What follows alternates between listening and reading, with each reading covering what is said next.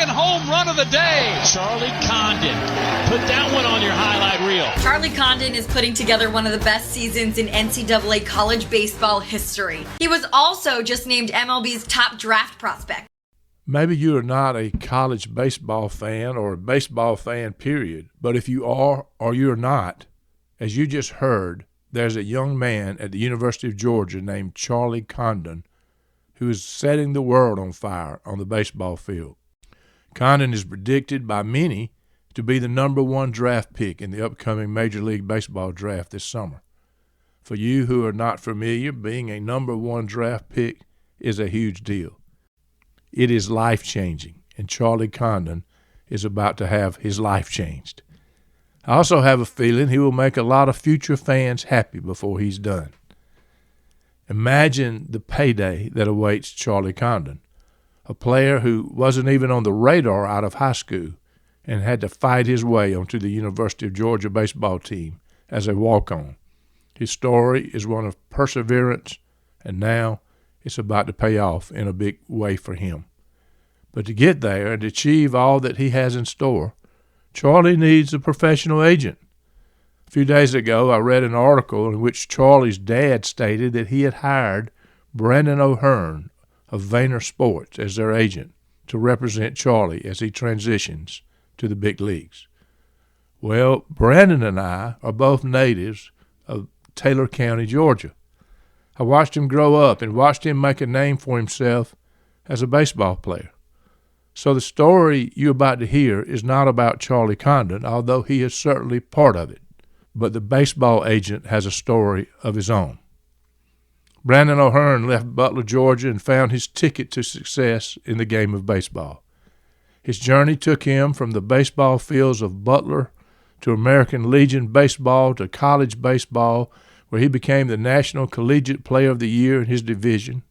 He was drafted by the Cincinnati Reds organization and later inducted into the Columbus State University Sports Hall of Fame. Brandon then became a college baseball coach. He was later hired by a large sports management agency and began his career in the business of baseball. Now a veteran Major League Baseball agent, Brandon has represented over 35 Major League players, including about a dozen first-round draft picks. You will also learn that Brandon met a beautiful basketball player named Keisha in college, who would become his bride. Their daughter, Breland, is following in her parents' footsteps and is about to begin a career in college sports. Breland inherited her parents' athletic prowess. Her grandmother, Patsy, was also an outstanding basketball player. In fact, Brandon, his wife, his mother, and his daughter were all all-state players in their respective high school sports, baseball, basketball, and softball. I am quite certain special DNA runs in this family.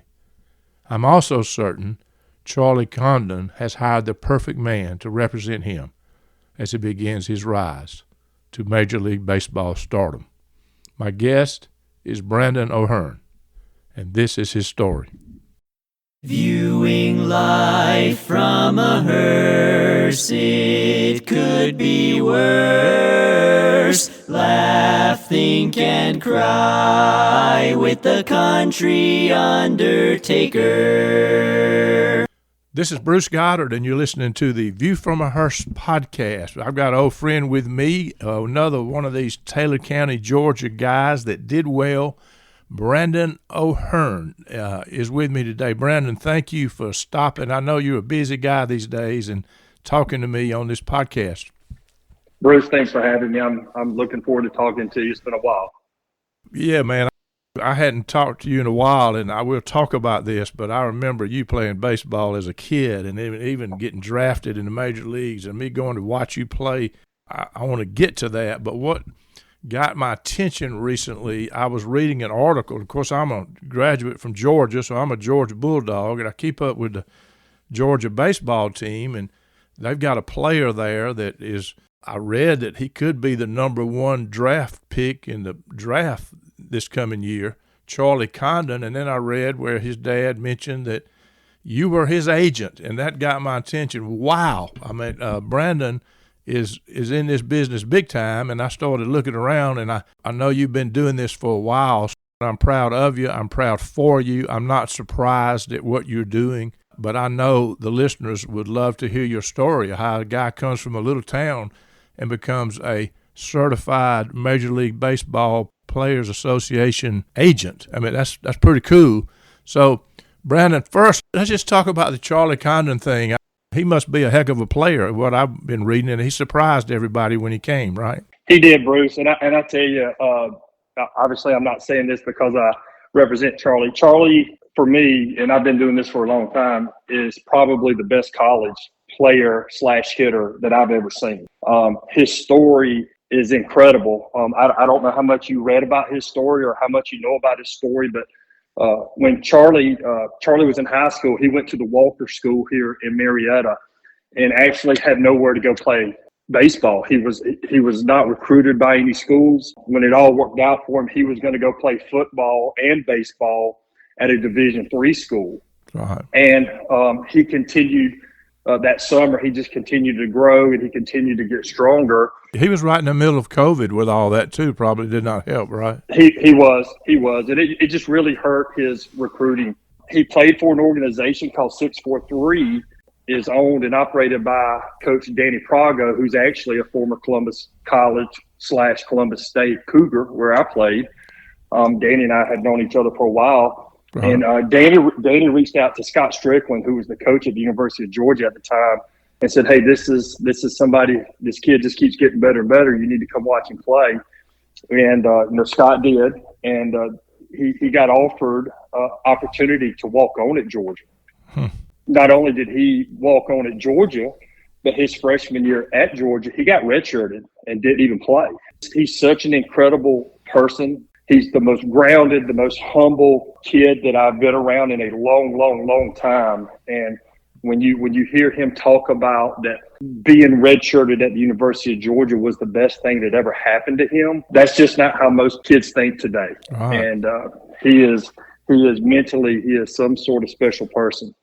How did you hook up with him? How did you get to know him or his family?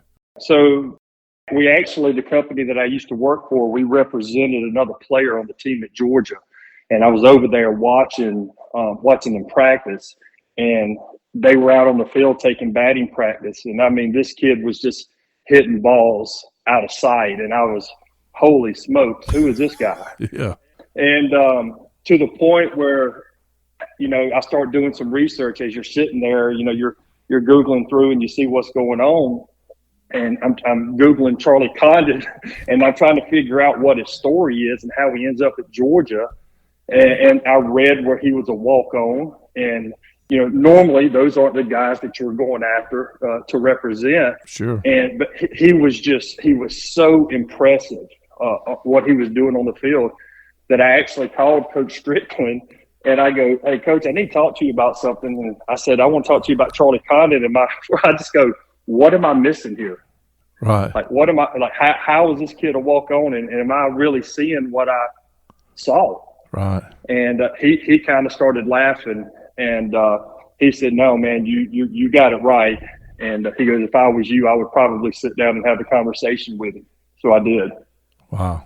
So you just kind of watch these players, and all of you guys, I guess, the agents, you're looking for somebody that you think has got great potential, right? And you try to build relationships with the player and the family and all that. Is that how that kind of works?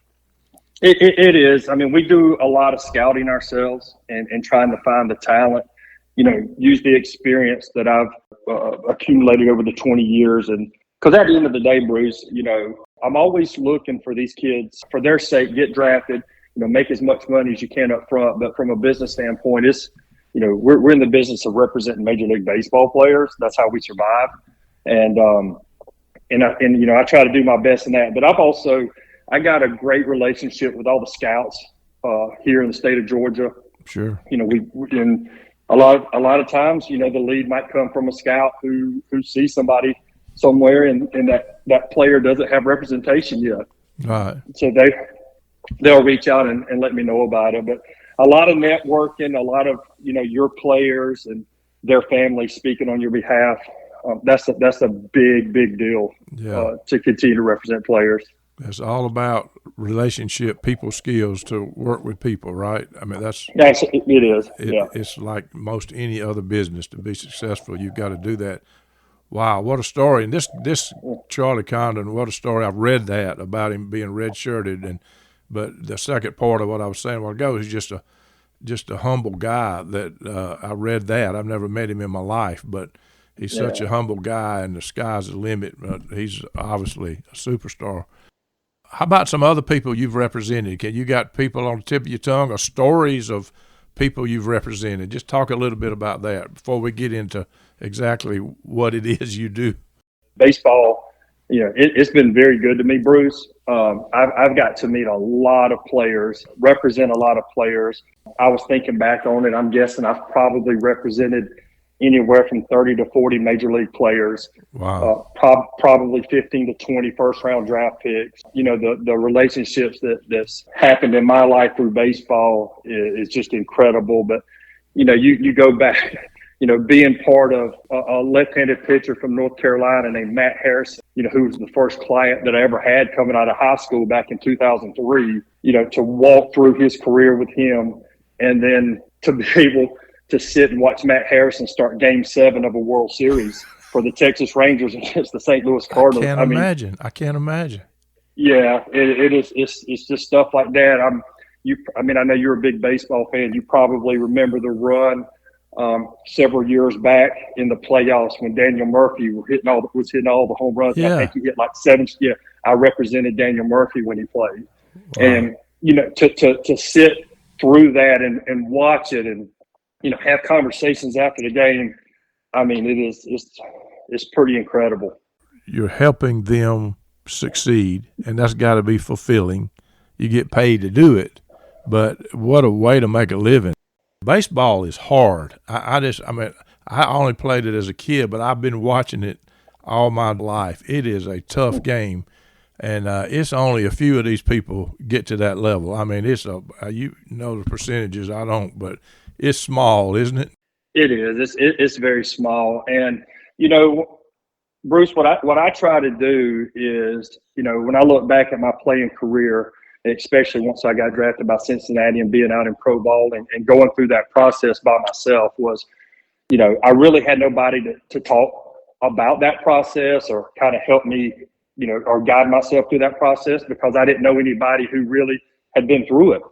I played some travel ball with a couple of guys who made it up to the big leagues, and I would talk to them a little bit. But that's the one thing that I take a lot of pride in with the players that I represent is, with me going through that process, it allows me to sit down and talk to the players mainly about things that I did that were wrong, and being able to educate them and talk to them about things of, hey, you might not want to do this. You might want to try it this way.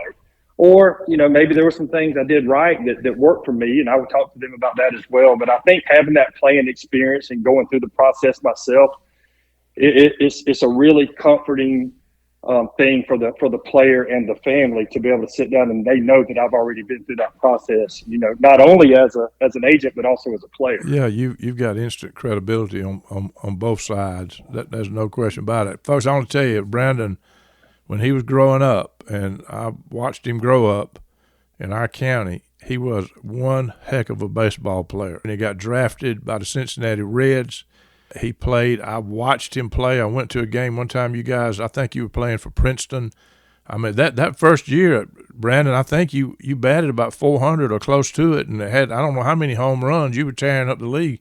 But anyway, to watch him play ball and now to see what he's doing, I want you to hear the story. So we're going to come right back, and we're going to keep talking to Brandon O'Hearn.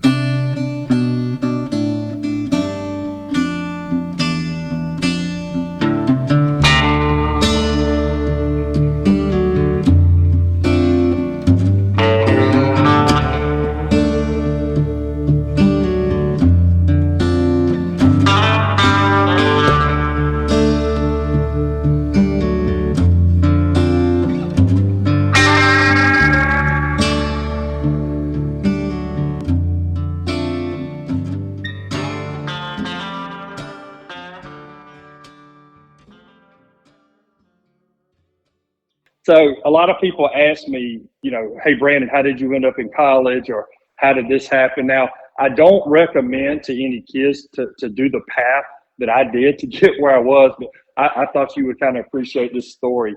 I got in trouble one time in high school. I can't imagine that. No.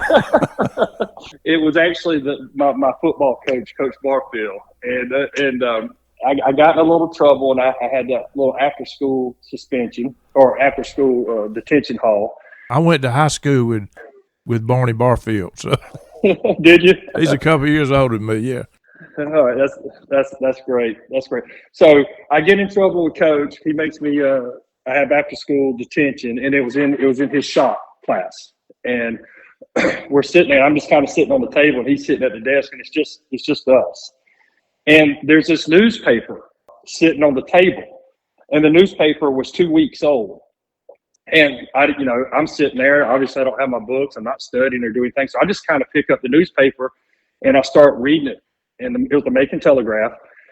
And I get to the sports section, and in the announcements, there was a little bitty article written about travel softball or travel baseball. Right. And that there was an American Legion team, and they were having tryouts, and it had the dates on there. And I'm sitting there, and like I said, this newspaper is 2 weeks old.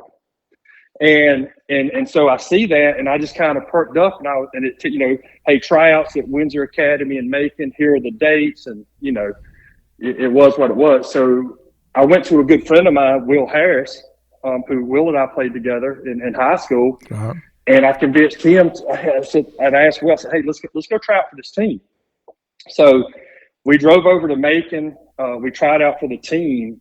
And we both made it. And I will tell you, having the exposure on that Legion team and the amount of attention that we were getting from, not only the pro scouts, but also the college coaches. Right. Bruce, I'm here to tell you, if Coach Barfield does not put me in detention, I'm not sure any of this ever happens. Amazing.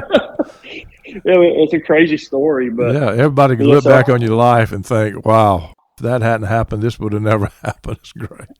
Yeah. So, but as far as the attention and stuff I was getting, like I said, playing the Legion ball, it led to a lot of opportunities for me. The coach of that team is a guy named Walter Banks, and Walter, he just had so many connections, and he really did a good job of promoting us. And he was reaching out. I wasn't recruited very heavily, to be honest with you, coming out of high school. Well, you came from a very small school, and that's typical, right? Yeah, no real quote unquote travel ball back then. Like I said, Legion ball was about as big as you can play. We ended up there was I think we had 7 guys drafted off of the Legion team that I played on, and we ended up having 3 major league players on that Legion team. So yeah, we were pretty good. But you went to Columbus State after that, or during that, or when did that?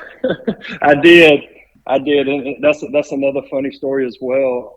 I was getting recruited. Back when I was coming out, Middle Georgia was a powerhouse. Right, I remember that. College, they were a powerhouse junior college back in the day. The coach, what was his name? I remember him. Robert Sapp. Sapp, yeah. Oh, yeah. Yeah, Robert Sapp. And he used to have the Robert Sapp camps, and he had I showed up there my senior year and worked out for him. There had to be 50 to 100 kids there trying out. And, you go through the workout where you're taking batting practice, hitting out on the field. They make you run to 60. They make you throw. And after that camp was over with, he kept like 2 or 3 guys after. And Coach Sapp actually ended up offering me to come to Middle. About that time, I get a phone call from the assistant baseball coach over at Columbus State, or Columbus College at the time, now Columbus State. Right. His name was Vince Massey. And Vince calls me. We talk for a little bit, and he says, hey, we would really like for you to come to Columbus and come work out for us. Well, come to find out, and I didn't know this at the time, but I found out years later that Sandy Harris, Will's dad, actually had reached out to Vince and said, hey, there's a kid here at my son's high school in Taylor County that you guys might want to come watch play. And that's how Columbus got involved with me and started recruiting. Sandy would know, because he was a heck of a baseball player himself, right? Yes, he was. Yes, Yeah. As a matter of fact, I believe Mr. Sandy's a Hall of Famer. He is. He is a Hall of Famer, and Yeah. that's going back on to get to that because you're in the Columbus State University Hall of Fame over there too. So you had a great career in Columbus. That is for sure. Yes, I enjoyed my time there. So, but yeah, so I ended up getting recruited by Columbus. So, Dad and I, we sit down and talk about some things and what I wanted to do. And I was getting ready to commit to Middle Georgia. I was just going to go to the JUCO and play. And after my workout that I had over in Columbus, there's like 2 or 3 nights goes by. And back then there was no cell phones. So I'm at home and I get a phone call. It's probably about 9 o'clock at night. I get a phone call and I answer the phone and it was Coach Chip Reese, who's the head coach at Columbus College. So, I answer the phone. He goes, "Brandon, this is Coach Reese." And I said, "Hey, Coach, how you doing?" He goes, "I'm sitting in your driveway. And do you mind if I come in and sit down and talk to you and your family?" And I said, "Sure." And so we go there, and it probably got to be about 12 o'clock at night or 1 o'clock at night. And I'm kind of, I'm 17 years old, and I'm just kind of sitting there going, when's this guy going to leave? And he just looks at me dead in the face, and he starts laughing. He goes, "You're ready for me to leave, right?" And I said, "Well, I need to go to sleep here so I can get up and go to school." And he goes, "Brandon, I'm not leaving this house until you sign this paperwork."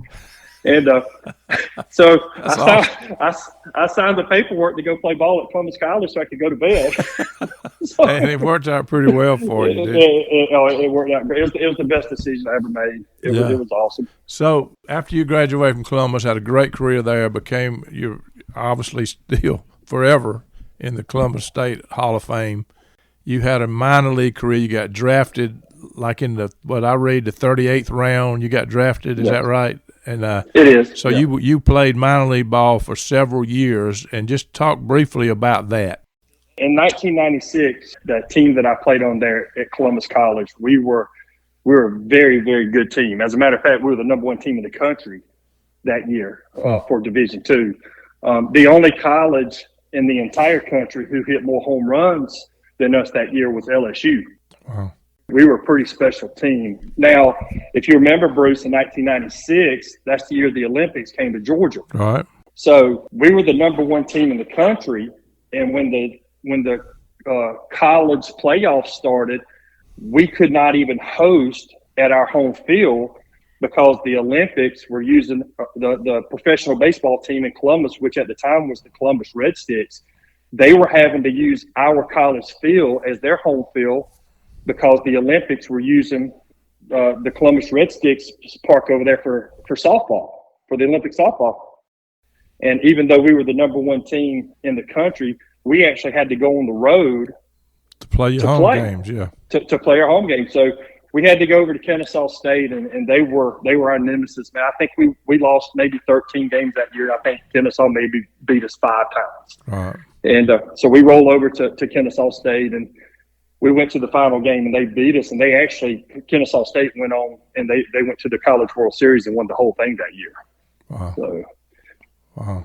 but that 96, that was a very special year for me. That was kind of, I guess my coming out party of when things change. You go to college, and, I was 6'3", 185 pounds, and my junior year I'm 6'3", 215. Right. And just, my body finally decided to grow and started throwing harder. And, I actually, Bruce, I don't know if you know this or not, but I was actually the National College Player of the Year that year. Right. Oh, were you? I would not doubt it. Yeah. You were pitching and playing first base or outfield? Well, I was our starting right fielder, and then I would come in and I would close games out. And, right. The head coach there, Chip Reese, he was our pitching coach, and he never worked with me on mechanics or anything. We tell the story. He would just look at me and just say, "Just go in there and throw the ball as hard as you can." And I was just like, "Yes, sir." And I led the country in saves that year. How hard were you throwing it back then? Back then I was probably in the 92 to 95 range. Right. But that was hard back then. Oh yeah. Oh my goodness. It's a different game today. Yeah, for sure. It is. For sure. So you left there and you got drafted and you got in was it the Reds organization, and you played a few years. Talk a little bit about that experience. At the time the draft's coming up, back then, there was 100 rounds. And again, there was no I didn't have any cell phones or anything like that, but you would always, these scouts would be coming up to you, talking to you and asking you about your interest in going and playing, professional baseball. And with me, it was only about 2 or 3 teams who really had interest. Funny enough, Cincinnati Reds had interest in me as an outfielder, and the Marlins back then, they had interest in me as a pitcher. And it's like they were both going up against each other in the draft. They would keep calling me, asking me who's calling me, and they were just playing the game with me that I come to find out. But the draft actually gets done, and I never got a phone call. And to be honest with you, Bruce, I never knew I was drafted. I thought I was going to have to go back to Columbus my senior year, and that was a pretty rough night for me. Yeah. I had a lot of hopes and dreams of being drafted and going and playing pro ball, and so sit around, felt sorry for myself that night. And the next day, me and my roommate had gone out to do something, and I walked back in. There was a message on the answering machine, and when I hit the message, it was a guy named Bob Bellotti, who was the area scout for the Cincinnati Reds. And he was, hey, Brandon, this is Bob. Give me a call when you get a chance, and he talked to you about something.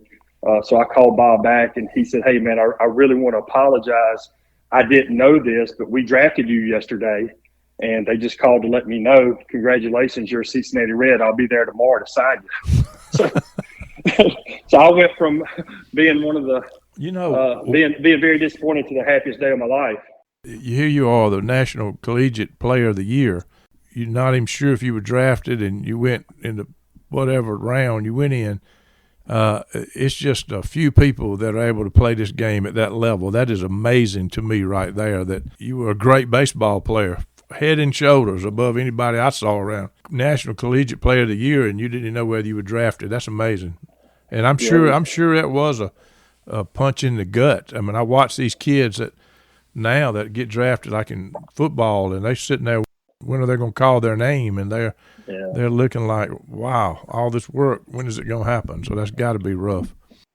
It was a very much a roller coaster day for me. It was, I think that's one thing, again, doing what I do now and being able to sit down and talk to the family and the kids about it, that, the number one thing is controlling the emotions, let the process kind of take care of itself. But that was at 20 years old, that was a gut-wrenching day, but it turned out good for me. Oh yeah, absolutely. So going back to playing, so you went to Charleston or Princeton, West Virginia, right? Is that? I did. Yeah. Well, 2 days later after I was drafted, I was on a plane, and Bruce, it may have been the first time I've ever been on a plane. Oh, I'm sure. Yeah. and I fly into Princeton, West Virginia, and I'm headed off to a world that I had no idea was about. And fortunate enough for me, when I got picked up at the airport there in Princeton, they drive us up to the dorms and stuff where we were staying.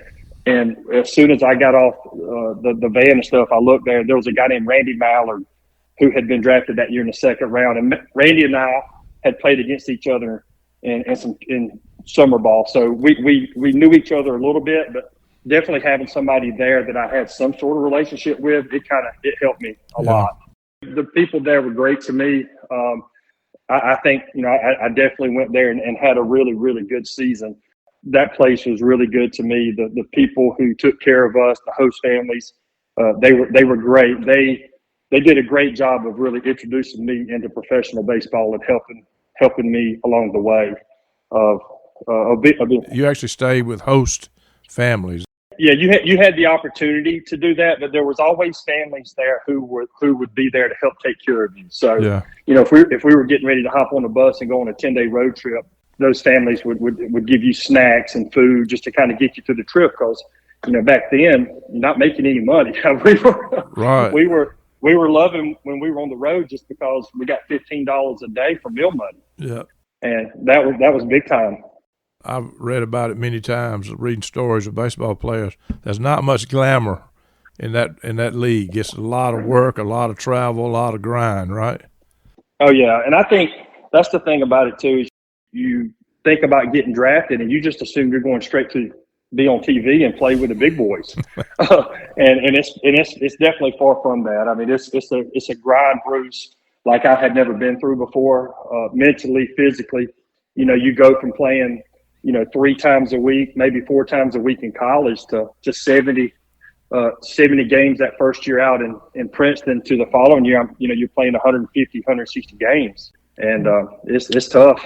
Oh my goodness, I can't even imagine, folks. I'm talking to my friend Brandon O'Hearn, who's a MLB PA certified agent with Vayner Sports, and I'm going to be right back, and we're going to talk about how he got in to be an agent.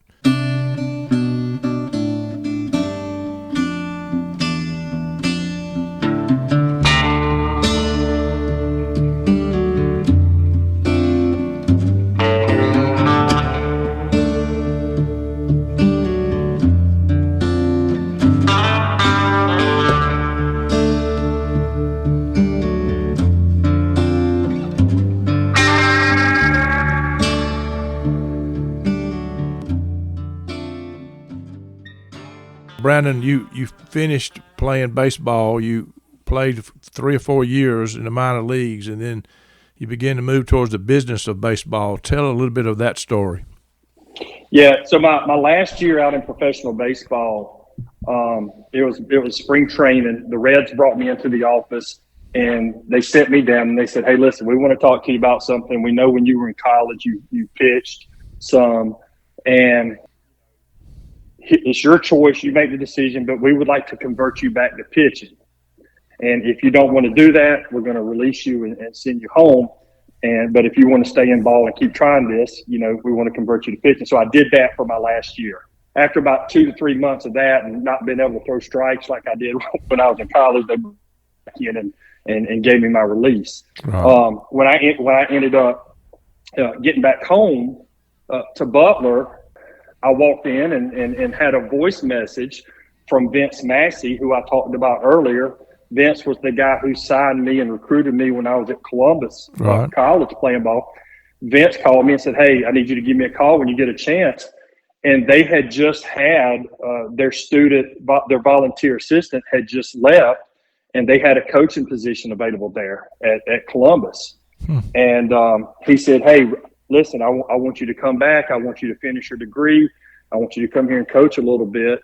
And, Bruce, I never had any intentions of really going back and finishing my degree. And I thank Vince every day that he forced me to come in there and do that. But when I got done playing, I actually went back to Columbus College. Well, it's Columbus State now.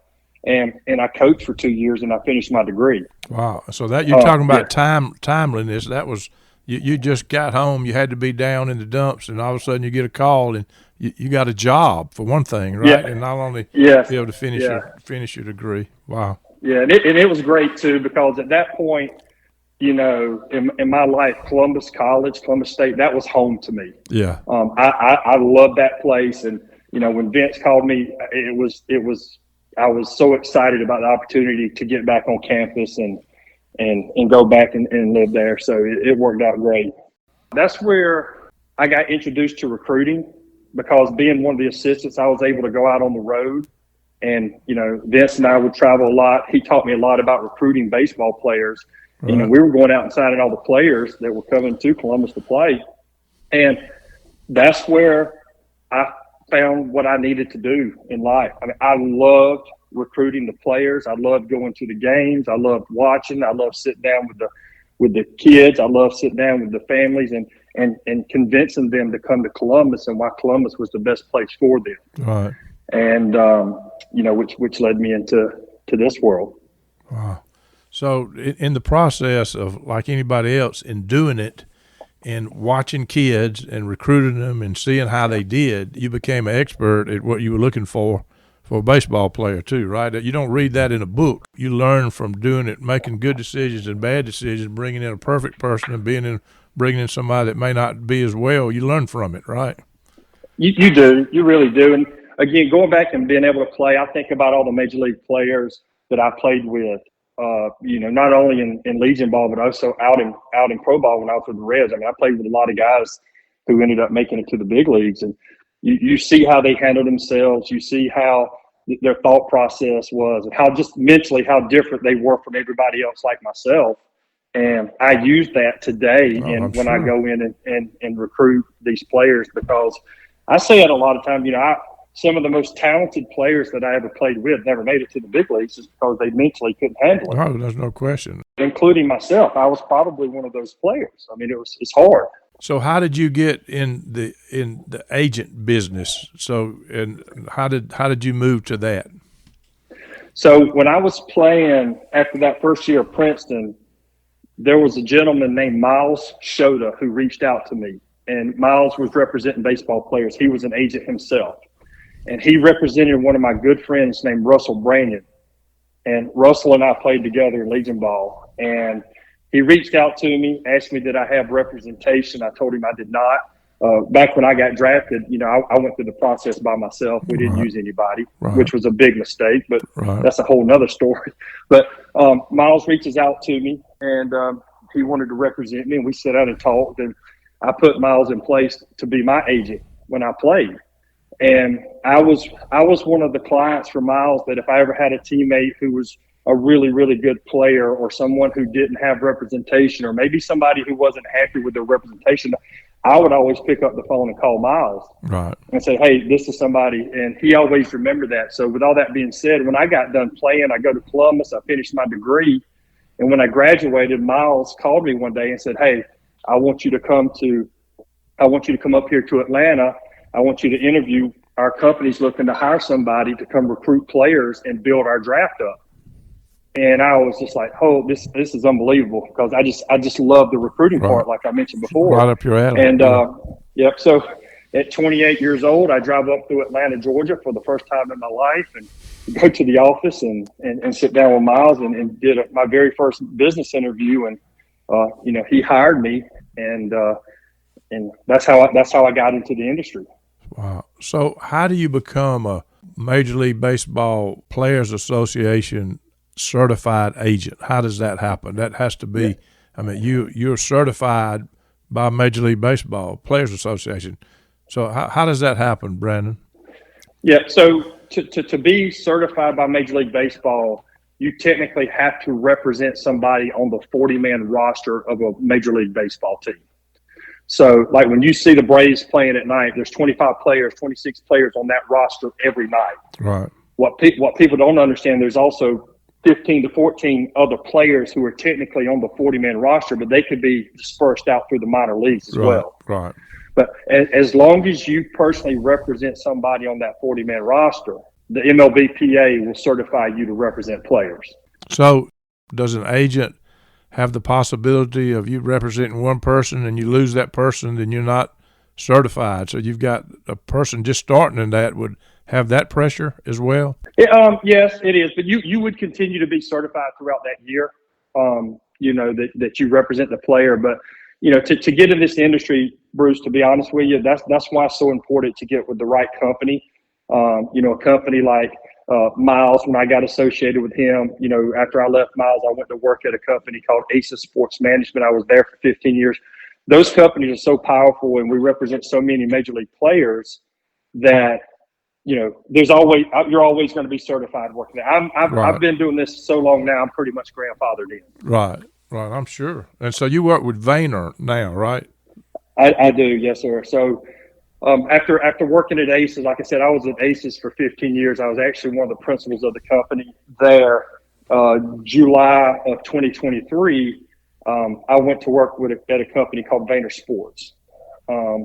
I just got a point in my life where I kind of needed something different, was looking to help build a company back up like I did when I was there at Aces. And, with Vayner's, I don't know how much you know about Vayner, what any kind of research you've done on it. They are owned by a big social media influencer named Gary Vee. And he's very powerful out on social media, a super famous guy. He started a sports company and he started representing athletes, and he's went and hired a bunch of agents from other firms and about 2 to 3 years ago and put us all in a room together here recently, and it's really exploded. Wow. And it's taken off. So I'm really, really excited about the future of this company and what we got going on. Incredible story that the local people around here, most do not know. It's another one of those examples of somebody that just went after it, just went after life and did well. It's so inspiring to what you're doing, and now you're just wide open, known, very well known as a major league agent. Unbelievable. So you got your wife and daughter. You got a softball playing daughter right now too, right? Yeah, and she's a lot better than I was, Bruce. I tell you what, she is. Well, what's her name, Brandon? Her name is Breland. Breland, yeah. Yeah, it's Breland. She's a very, very, very good softball player. She's actually going to Charlotte to start playing softball there in August. She's going to report there, and I'm so happy for her. I'm so excited for her. She's a great kid, and yeah, I think she's going to do. I think she's going to do really, really well there. It was definitely. I can tell you this: it's a lot different going through the recruiting process with your kid than it is somebody else's kid. So, so she's just getting out of high school. She just graduated this past year. She went to River Ridge High School. I mean, she gave us a great ride here. I mean, her high school team was very good. We got to go to Columbus 3 of her 4 years to play for state championships, and I'm going to miss her being here, but I'm super excited for her future. Yeah, that's a sad. It's two things: it's sad, but a great time in your life when your child leaves home. And I know y'all excited for her. Y'all going to be making some trips to Charlotte, I guarantee you. That is for sure. Oh, we'll be making a lot of trips. But the good thing about Breland, my wife Keisha and I, we sit down and talk to Breland about a lot. I don't know if you know this or not, but my wife played college basketball at Columbus as well, and. That's how we met. We actually met when I went back to Columbus and was the graduate assistant. She was playing basketball there. What was her maiden name? Keisha Taylor was her name. So this daughter didn't have a chance but had to be athletic, right? Well, sports have been good to us. I'll tell you that. Yeah. So I know your mom and dad been knowing them forever. Your mama played basketball on this team that won 132 straight games, so she was an athlete in her own right. And I remember watching her play, and I've known them, and I know your dad and mom both were great influences in your life, and I know that's been important to you, right? It's a huge influence on my life, and I tell you, Mom, it's funny. I think I told you a while ago. I was listening to one of your podcasts when you had Coach Carter on there, and to this day, Bruce, you can be sitting around talking, and if Mom starts talking basketball, especially if she starts talking about Coach Carter, the pride in her face and her expression is just incredible. And the influence that man had on my mom's career is incredible. And she lets it known that she's definitely the better athlete in the family, and to go through that winning streak that they had, to never play in a losing high school game, to win 4 state championships, it's incredible story. Well, I've got something on you because I actually watched her play, and you didn't because you wasn't born yet. But let me tell you what, she was one scrappy basketball player, and my wife played defense. She's a year younger, so there were several years, that 6-year process of all that undefeated teams, but they both reminded me of each other. They were both scrappy on defense, just incredible. She was an athlete, great person. I'm not surprised you turned out with the athletic stuff, and now you've married a college basketball player, and so it's only right that your daughter would be doing what she's doing. That's pretty normal, right? Like I said, I'm very excited for her. I think she's going to do great. So let me ask you a wild question. Okay. What have you learned about life from the game of baseball? What has baseball taught you? I mean, you've had so many different angles as a player, as a recruiter, as being rejected, as having high moments, to right now representing probably the #1 college baseball player in America. What have you learned through this process? Man, I think the thing for me, Bruce, is, coming out of Taylor County and wanting to go do something and wanting to go be something. I knew baseball was my ticket. I think taking advantage of that opportunity was something that I was really willing to do. And I made a lot of sacrifices along the way to go do that. We were talking about this the other day. My daughter just graduated on Friday. After the graduation, she went to go hang out with her friends and do some things. And, the night that I graduated high school, when the graduation was over, me and my dad jumped in the car and I drove to Aiken, South Carolina to go play in a baseball tournament for the Legion team. Wow. But I was willing to do that stuff to get to where I wanted, to be. So I use baseball as a tool to kind of jumpstart my career and get where I am today. But, as far as what has baseball taught me, the number one thing I can tell you what professional baseball taught me was how to manage money. When you're out and about out in pro ball, and I learned what taxes were. Right. for the first time. But my salary back then was $800 a month. Right. I tell people I was clearing about $311 every 2 weeks. When I got drafted, I had to take over my truck payment. I was having to pay for a place to live in Princeton, West Virginia. I was having to get my food and make that money stretch. So financially setting me up for the real world and understanding how money works, that to me was probably the biggest thing that professional baseball taught me. The other thing that it taught me, the day that I got drafted, at 20 years old, was baseball's a business and it wasn't a game anymore. I learned a very tough lesson, when I got drafted, and when it comes to negotiating a signing bonus and negotiating your school that the teams are supposed to pay for. And, it was something that I never forgot. And, now that I'm helping kids when they get drafted, I make sure the things that I did that were wrong when I was negotiating my contract, I make sure that doesn't happen to somebody else. Right. And it's probably, why, I am who I am in the industry today, because I take that business, side of baseball very serious. Sure. And, but those two things are, probably two of the best things that I learned, from baseball. The lesson is for, young people coming up, they think they can snap their fingers and all of a sudden be making all this money. So sometimes the most valuable lessons in life happen when you get in the real world and you struggle, because that is going to help you later on in life when you're able to make money. And you wouldn't be where you are financially if you hadn't learned those hard lessons, right? Absolutely not. Bruce, I know you probably keep up with a lot of college baseball, but there's a kid over at Georgia Tech named Drew Burris who's doing really big things there.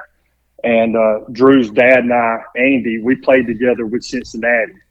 And Drew's one of my clients now. And Andy and I, we sit around and talk about all the time the experiences that we had out in pro ball and what it taught us from a business standpoint, and how it's prepped us to do what we are today. Andy runs 5-Star Baseball, which is the #1 travel organization in the world. And, and all the lessons that he learned out in pro ball and the business of baseball, it really helped us both, going forward with our futures. So let me ask you one more question. What advice do you have for parents? Because most every parent think their baseball player, their son, is the best player out there, and that's obviously not the case. It could be, but it's a good chance it's not. But what is your advice for parents that have really good players? How do they manage that as kids, as 8-year-old, 9-year-old, 10-year-old, 12-year-old? How do you balance that? Because very few of them are going to make it to any level like you have, and certainly to be a major league star. But there's other stuff going on. So how do you manage that? What is your advice for parents? The game's really changed a lot since I was coming up. You have all these, from a baseball standpoint and softball standpoint. That's the one my wife and I, we just went through this whole process of travel ball and recruiting with our daughter. So we have a very good understanding of how this works. If you have a kid who has the opportunity to go play college baseball, just getting them in the right organization, getting them in the right program. The reality of it is travel ball is not going away. And it is huge for these kids to get out and play against the best competition there is. And you might have to get out and get away to go to do this. But at a very young age, at that 8, 9, 10-year-old, just let them play the game and enjoy it.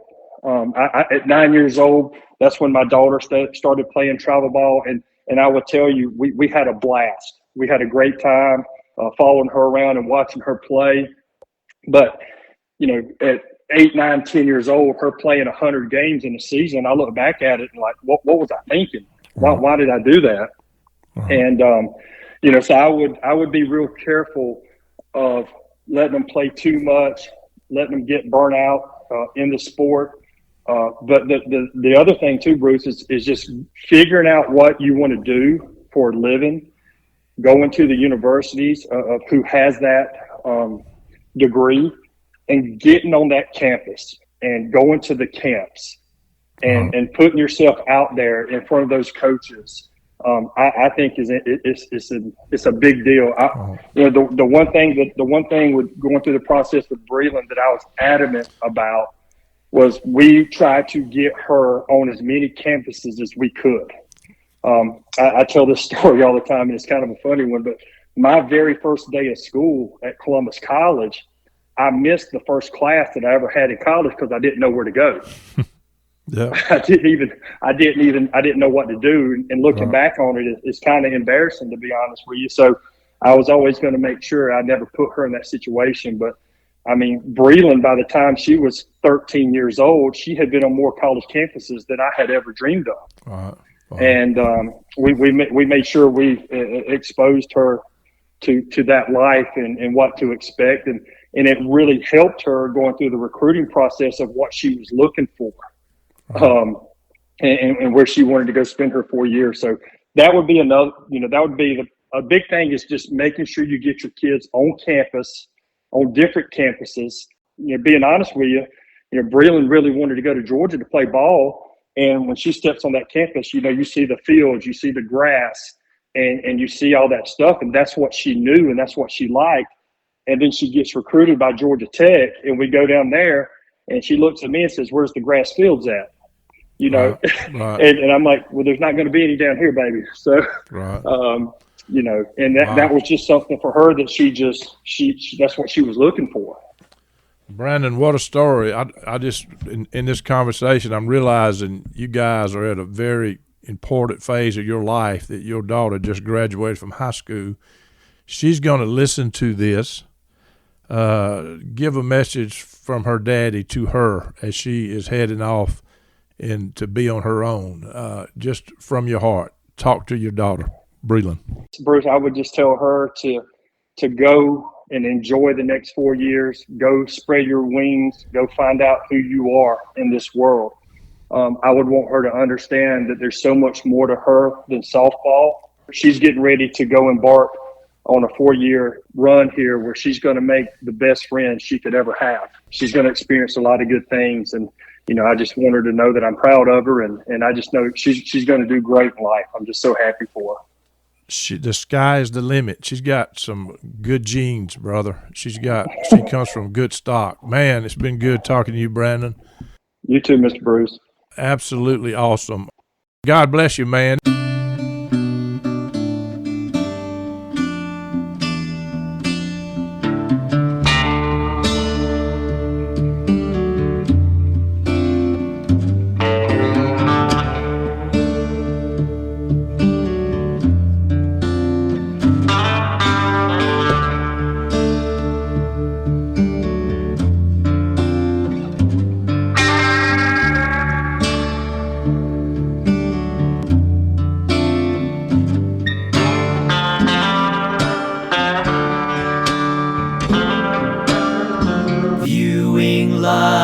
From a hearse, it could be worse. Laugh, think, and cry with the country undertaker.